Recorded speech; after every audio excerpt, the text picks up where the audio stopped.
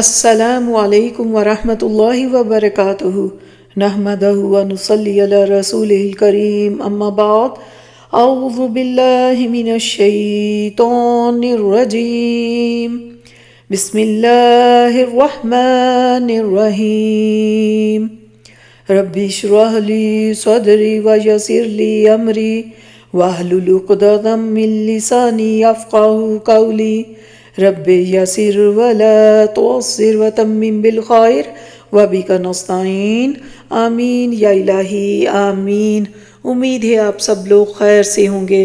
جیسا کہ آپ سب کو معلوم ہے کہ رمضان کی آمد ہے، تو اس بابرکت مہینے میں ہم سب نے کوشش کرنی ہے کہ اس رمضان میں ہم نے رب سے اپنے تعلق کو مضبوط کرنا ہے۔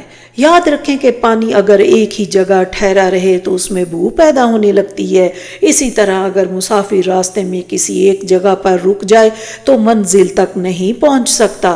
یہی حال ہمارا بھی ہے دین کے راستے پہ۔ اگر ہم ہر وقت دنیا میں کھوئے رہیں تو ہمارے دلوں پر بھی زنگ لگ جاتا ہے، ہمارا اللہ پاک سے رشتہ بہت کمزور ہو جاتا ہے، ٹوٹنے لگتا ہے۔ تو آئے اپنا محاسبہ کرتے ہوئے اس رمضان میں اپنے رب سے تعلق کو مضبوط بنائیں۔ رمضان کا مہینہ اللہ سے مضبوط تعلق پیدا کرنے کا بہترین موقع ہے۔ اللہ کی بارگاہ میں التجا کرنے، اس کا قرب حاصل کرنے، اس کے فضل و کرم کے مستحق بننے کا بہترین ٹائم ہے۔ اس مہینے میں انوار و تجلیات، رحمتوں اور برکتوں کی بارش ہوتی ہے۔ گناہ گاروں کے لیے اس ماہ مبارک میں سامان مغفرت ہے۔ اپنی بادامالیوں کی وجہ سے نار جہنم کے مستحق ہونے والوں کے لیے آزادی کا پروانہ ہے۔ اس ماہ میں ایمان اور عمل کی بہار آتی ہے۔ گناہوں کی سیاہی سے زنگ آلود دلوں کی صفائی کا سامان کیا جاتا ہے۔ جہنم کے دروازے بند کر دیے جاتے ہیں، جنت کے دروازے کھول دیے جاتے ہیں۔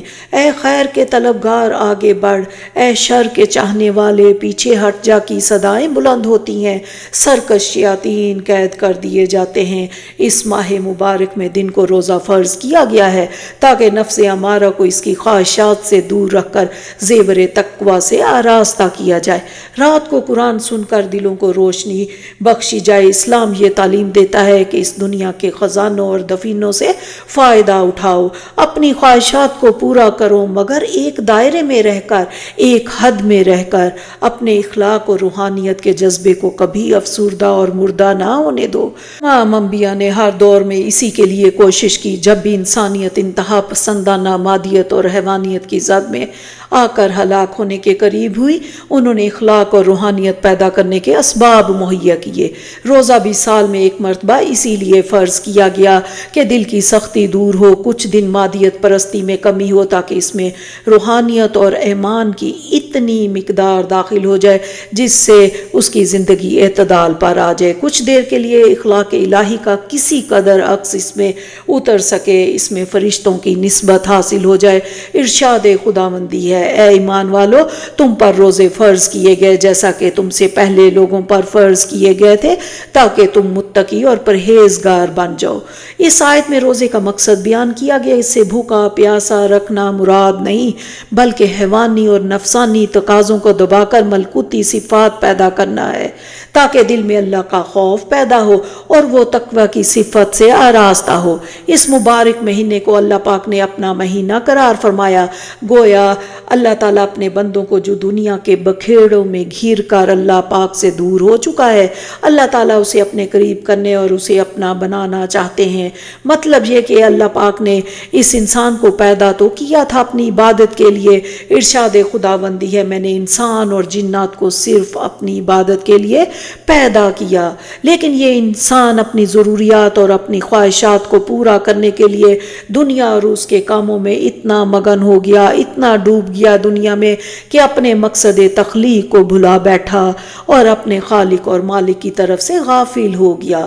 اسی لیے اللہ پاک نے چاہا کہ تم 11 مہینے دنیا کے جھمیلوں میں، اس کی تجارت اور زراعت میں، مزدوری اور دیگر کاروبار میں مشغول رہتے ہو، کیونکہ تمہاری اپنی ضروریات بھی ہیں، بیوی بچے بھی ہیں، دوسرے بہت سے افراد کے حقوق وابستہ ہیں، ان سب کے لیے کمانا بھی ہے، دنیاوی امور میں مصروف ہونا بھی ہے۔ تو 11 مہینے تم دنیا دنیا کے کاموں میں جو مصروف رہتے ہو اس کی وجہ سے دل پر جو غفلت کے پردے پڑ جاتے ہیں اور خالق سے تمہارا رشتہ کمزور پڑ جاتا ہے، تو اللہ تعالیٰ نے یہ چاہا اس ایک ماہ کے لیے تم اپنے آپ کو اس دنیا کے جھنجھٹ سے نکالو، اپنے مقصد تخلیق کی طرف لوٹ آؤ اور عبادت الہی سے اپنے دل پر پڑے غفلت کے پردے کو اتار ڈالو، اور گناہوں کی وجہ سے زنگ آلودہ دلوں کو اللہ کے ذکر سے روشنی بخشو، اس کے زنگ کو دور کرو اور اپنے خالق اور مالک کے صحیح بندے بن کر اس سے اپنا ٹوٹا ہوا رشتہ دوبارہ جوڑ لو،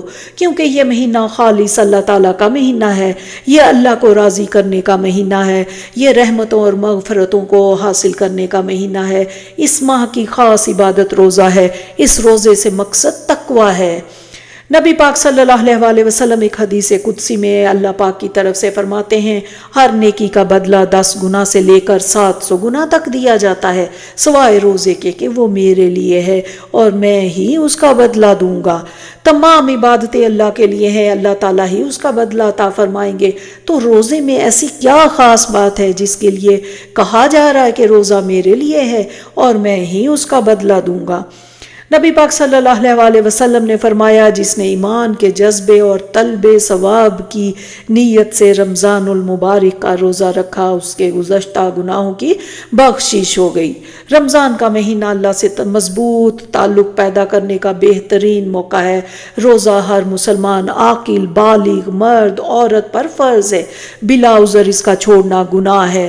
نبی صلی اللہ علیہ وآلہ وسلم نے فرمایا، جس شخص نے بغیر عذر اور بیماری کے رمضان المبارک کا ایک روزہ بھی چھوڑ دیا تو خواہ ساری عمر روزے رکھتا رہے اس کی تلافی نہیں کر سکتا، یعنی دوسرے وقت میں روزہ رکھنے سے اگرچہ فرض ادا ہو جائے گا مگر رمضان المبارک کی برکت اور فضیلت کا حاصل کرنا ممکن نہیں۔ بہت سے لوگ معمولی باتوں پر روزہ چھوڑ دیتے ہیں۔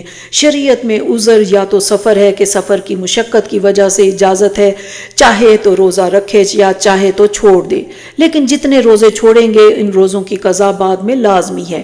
اسی طرح وہ بیماری جس میں روزے کی وجہ سے بیماری بڑھنے کا اندیشہ ہو تو روزہ چھوڑا جا سکتا ہے۔ اگر ایک شخص اتنا بوڑھا ہو کہ وہ روزہ رکھ کر اسے پورا کرنے کی طاقت نہیں رکھتا ہو، اسے بھی روزہ چھوڑنے کی اجازت ہے، لیکن وہ اپنے روزوں کا فدیہ دے گا۔ ہر روزے کا فدیہ صدقۃ الفطر کے برابر ہے۔ اسی طرح اگر عورت حالت حمل میں ہو یا وہ بچے کو دودھ پلاتی ہو، اسے روزہ رکھنے کی وجہ سے اتنا ضعف ہو جائے کہ اس کی یا بچے کی جان کو خطرہ لاحق ہو تو اس عورت کو بھی روزہ ترک کرنے کی اجازت ہے، لیکن بعد میں اس کے ذمے بھی قضا لازم ہے۔ یہاں یہ مسئلہ بھی ذہن میں رہے کہ عورت کے لیے اپنے منتھلی عذر کے ایام میں روزہ رکھنے کی اجازت نہیں، جس طرح کہ ان دنوں میں نماز پڑھنا جائز نہیں، لیکن یہ یاد رہے کہ ان دنوں کی نمازوں کی قضا نہیں لیکن روزوں کی قضا ضروری ہے۔ بہت سی عورتوں کے ذہن میں یہ ہے کہ نماز کی طرح روزوں کی قضا بھی نہیں، یہ غلط ہے۔ اہتمام سے بعد میں ان روزوں کو قضا کی نیت سے رکھنا چاہیے۔ رمضان المبارک کے خصوصی اعمال روزہ، تراویح، تلاوت قرآن کریم، ذکر الہی، دعا و استغفار کا خصوصی اہتمام کیا جائے۔ اس سراپا نور مہینے میں جس قدر اچھے اعمال کیے جائیں گے اسی قدر روح میں لطافت، بالیدگی اور قلب میں نورانیت پیدا ہوگی۔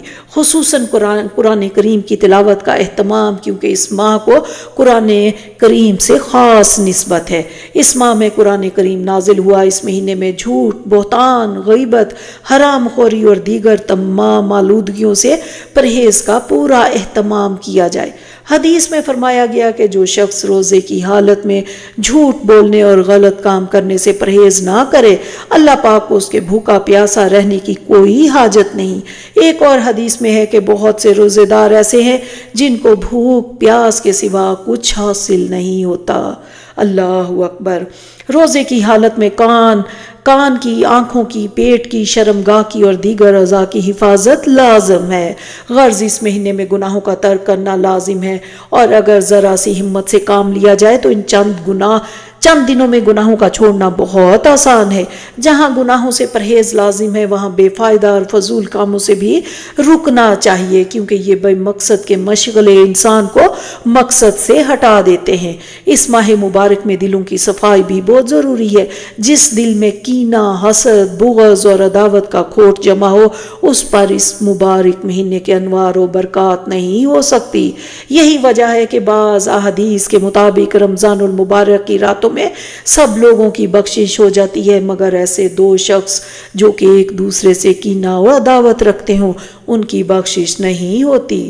اس لیے ضروری ہے کہ جو آپس میں رنجش ہو جاتی ہے ان سے دل صاف کر لینے چاہیے۔ اس مبارک مہینے میں کسی دوسرے مسلمان سے کینہ اور عداوت نہیں رہنی چاہیے۔ اس ماہ مبارک کا دل و زبان اور عمل سے احترام کرنا بھی لازم ہے۔ اپنی نافرمانی کے مظاہرے سے اس کو آلودہ نہ کریں۔ ماہ مبارک قبولیت دعا کا خاص موسم ہے۔ مانگنے والوں کو ملتا ہے اور خوب ملتا ہے۔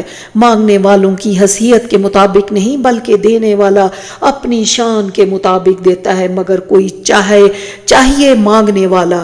اس مبارک مہینے میں کائنات کے مالک اور خالق کے دروازے پر جتنا مانگا جا سکے مانگیے، خوب رو رو کر مانگیے، مچل مچل کر مانگیے، اپنے لیے بھی، اپنے گھر والوں کے لیے، دوست و احباب کے لیے بھی اور امت کے گناہ گاروں کے لیے بھی۔ پوری دنیا کے خصوصاً عالم اسلام کے جو حالات چل رہے ہیں ان حالات میں اور زیادہ ضروری ہے کہ ہم اللہ کی طرف رجوع کریں۔ غزہ کے مسلمانوں کے لیے جو بیمار ہیں ان کے لیے، جو دنیا سے جا چکے ہیں ان کے لیے، ان میں ہمارے بہت پیارے بھی شامل ہیں۔ اللہ ان سب کو اعلیٰ درجات سے نوازے اور اپنے گناہوں کی معافی کے ساتھ اللہ پاک کی رحمت کو متوجہ کریں، اور ہمیں سچے دل سے توبہ بھی کرنی چاہیے۔ اللہ تعالیٰ قرآن کریم میں ارشاد فرماتا ہے، اے ایمان والو اللہ کے حضور سچی توبہ کرو، کچھ بعید نہیں کہ تمہارا پروردگار تمہاری برائیاں تم سے جھاڑ دے اور تمہیں ایسے باغات میں داخل کر دے جن کے نیچے نہریں بہتی ہیں۔ اس آیت میں اللہ تعالیٰ نے ایمان والوں سے کہا کہ وہ سچی توبہ کریں۔ سچی توبہ کے لیے ضروری ہے کہ پہلے گناہ سے باہر آئیں، اس گناہ پر شرمندہ بھی ہوں اور آئندہ نہ کرنے کا پختہ ارادہ بھی ہو۔ لیکن اگر توبہ کے بعد پھر گناہ دوبارہ ہو جائے تب بھی ہمیں چاہیے کہ ہم دوبارہ سچی توبہ کریں، اللہ کے حضور رو رو کر معافی مانگیں۔ بس اس رمضان کو استغفار کے لیے خاص کر لیں۔ تلاوت قرآن کریم، نماز، صدقہ، خیرات، ہر نیکی کے بعد اللہ رب العزت کے حضور آنسو بہا بہا کر مغفرت طلب کریں۔ اپنے گناہوں پر معافی مانگنا اللہ تعالیٰ کو بہت پسند ہے۔